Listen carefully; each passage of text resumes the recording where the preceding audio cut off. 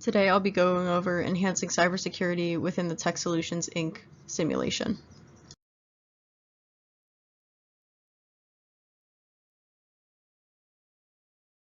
For the agenda today, we will be going over the intro to TechSolutions, and we're going to plan an overview, go over the key controls for data security, strategies and monitoring detection tools, and security applications that we can implement.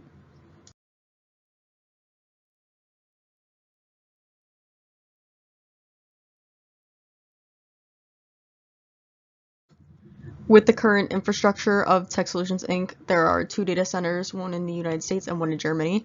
They have cloud-based services and cloud-based network structures. They are primarily a finance and healthcare service with a large employee pool of over 2,000 employees and remote and on-site settings.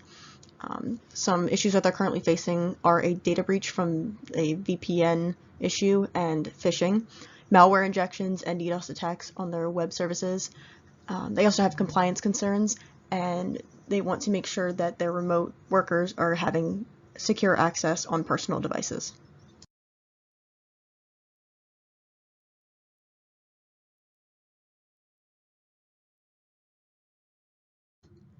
The current objectives of TechSolutions' cybersecurity plan are to enhance data protection using strengthening measures to protect sensitive client and operational data against unauthorized access and breaches, to strengthen the infrastructure security, to address vulnerabilities in network infrastructure, particularly regarding remote access and cloud services, as well as compliance assurance to ensure full compliance with relevant regulatory standards, reducing the risk of legal penalties and reputational damage. There's also employee training that can elevate the level of security awareness among employees, particularly in recognizing phishing attempts and securely managing remote work environments.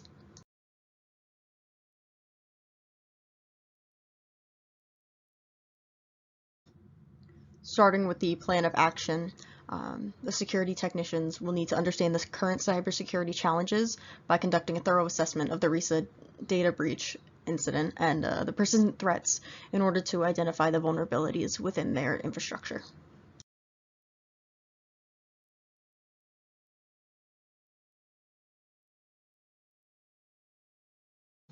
After identifying the threat, they're going to need to assess the current cybersecurity challenges that are faced by the company. They're going to have to propose a comprehensive cybersecurity improvement plan that includes the implementation of preventative controls to thwart potential security incidents, along with the use of detective controls, the application of corrective controls, integration of deterrent controls, and the establishment of directive controls as well, with the adoption of compensating controls. And then they will outline a continuous monitoring strategy to adapt to the evolving threats.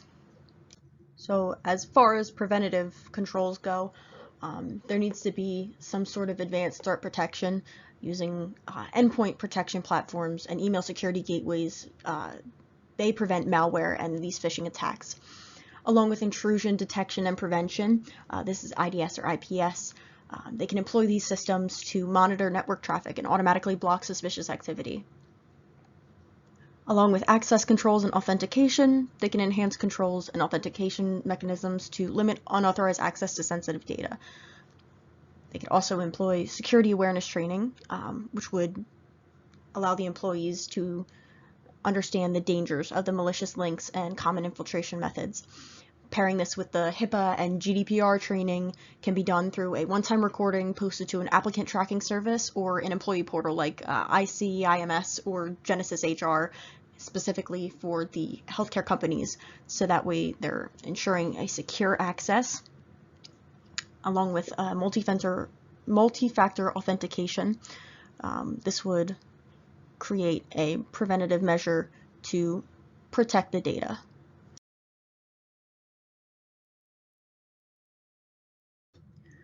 Moving on from preventative measures to detection methods, SIEM solutions can help monitor and analyze the security events across the network.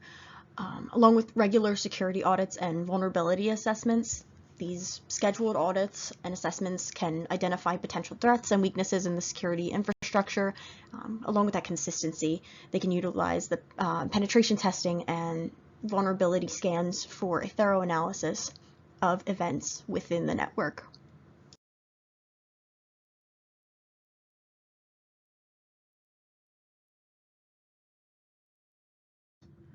Moving on to these corrective controls, they're containment procedures for infected devices. They can isolate the affected systems and the networks by taking them offline and removing them from the premises for further repair. They can disable compromised accounts and block malicious IP addresses through the network, and they can also remove threats from the affected systems and apply updates and patches or deploy security measures. This, paired with data backup and recovery, establishes a kind of system to restore data affected by the breaches and to prevent data loss.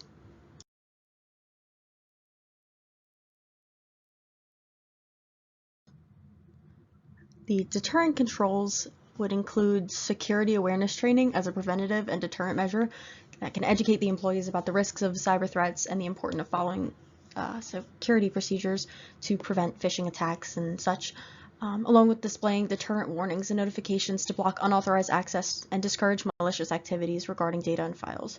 So pop-ups that block access to files from unauthorized users would be an example of this.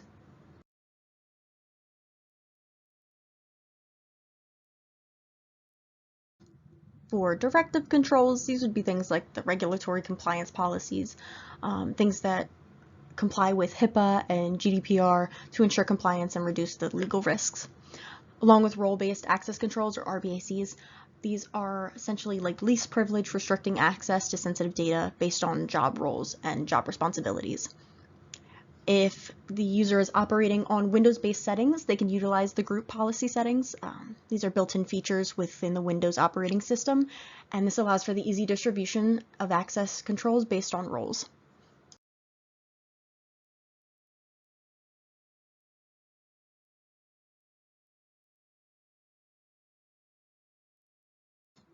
For compensating controls, encryption and data masking are techniques to protect sensitive data from unauthorized access.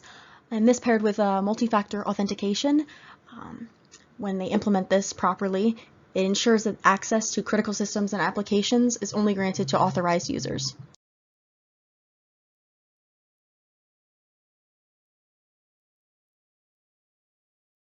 So what can we take away from the slides before? This is the plan and the continuing improvement. So for the incident response plan, it's going to be constant incident detection, implementing continuous monitoring to detect any suspicious or malicious activity that bypasses preventative measures. Along with that, containment and eradication, when immediately containing and eradicating threats at their source, we can prevent further damage. Along with recovery and post-incident analysis, initiating recovery procedures and conducting a post-incident analysis detailing the threat, detection methods, impact, and removal process. We can also outline the preventative measures to mitigate future risks. As far as monitoring goes, they can utilize internal software and systems for detecting and alerting of malicious attacks. When integrated with external managed security service providers, they can continuously monitor and manage the security alerts and incidents. This integration is particularly beneficial for addressing the security challenges posed by remote workers. There are countless applications that can help aid this plan of procedures to quickly contain and mitigate the impacts of security incidents. So security awareness training, there's an app called PhishMe. It's a cloud-based security phishing simulation that prepares employees for dealing with phishing attacks. Paired with LastPass Enterprise, this is a password management service that allows employees to manage their passwords securely. Paired with Digital Guardian as well, it's a software service that can block threats and follow compliance policies automatically. And then there's OpenVPN as well. This is a network security company that allows remote access to cloud-based products. As far as the firewall goes, Cisco Adaptive Security Appliances. This is a physical device that acts as a security measure to protect data and network resources. And then Firemon is an application that operates alongside the use of the Cisco product to reduce cloud and firewall related risks.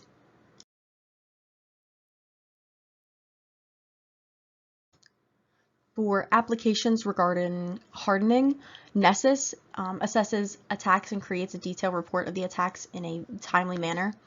Vulnerability patching, use Qualys vulnerability management. It's a cloud-based detection of vulnerabilities across networks, servers, and web applications. This is great for the remote workers as well. Manage Engine Patch Manager Plus. This would be a patch manager that automates patching processes across multiple systems. And for IPS and IDS, Cisco Firepower would examine the network traffic and identify malicious patterns and would alert when abnormalities are occurring, and they block that flag traffic. This paired with Suricata logs and stores information about the network traffic and takes actions to prevent these malicious attacks.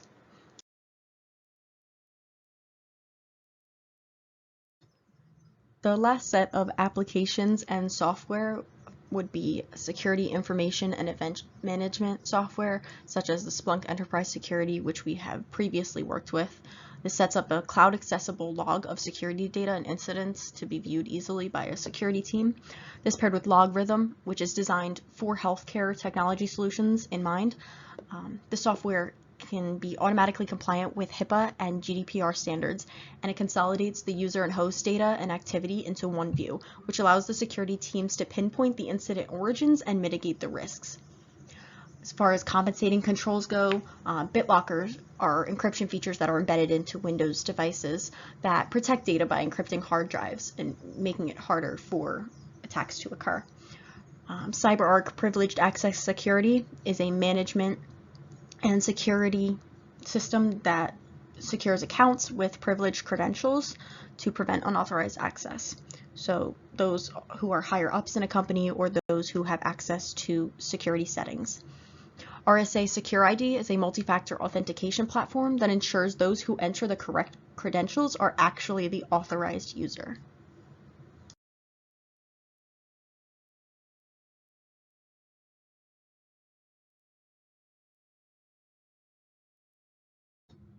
The simulation of TechSolutions Inc. is a very common scenario in which there are applications and tools that are widely used in the industry that can help this company implement and maintain the robust security measures, and they can outline the provided security plan. So by implementing these measures, the company can rest assured that their data is secured and only the authorized users of their software have access to the bare minimum of what they need. These measures can be carried out by the tasks that I've listed above to simplify security in a way that works for remote and in-person workers in a setting like this.